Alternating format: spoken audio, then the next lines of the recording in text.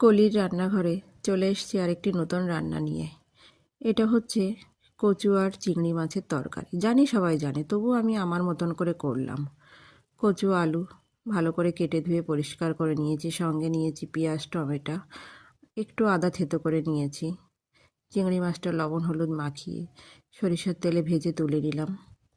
এবার ওই তেলের ভেতরেই আমি সাদা জিরে আর শুকনো লঙ্কা ফোড়ন দিলাম।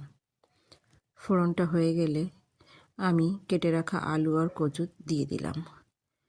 কচু আর আলুটা দিয়ে আমি ভালো করে ভাজি করে নেব। ভাজিটা হয়ে গেলে দিয়ে দিলাম হচ্ছে পেঁয়াজ কুচি, টমেটোর টুকরো, থেতো করা আদা আর ফ্রিজে হলুদ দিয়ে লঙ্কার পেস্ট।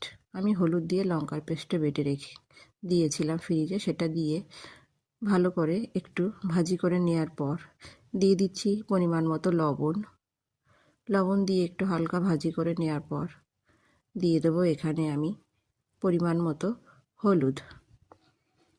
মতো হলুদটা দিয়েও আমি একটু ভেজে নেব।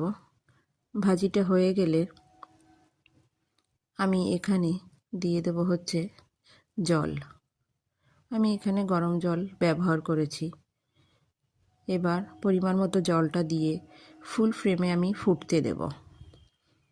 মিনিট 10 ফুটে যাওয়ার পর আমি চিংড়ি মাছটা দিয়ে দিলাম ভেজে রাখা।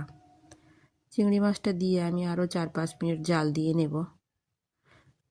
এবার উপর থেকে আমি ভেজে রাখা জিরে আর গরম মশলার গুঁড়ি দিয়ে একটু হালকা 2-1 মিনিট আর একটু জাল করে নেওয়ার পর ধনেপাতার কুচি দিয়ে নাড়াচাড়া করে আমি তরকারিটা নামিয়ে নেব।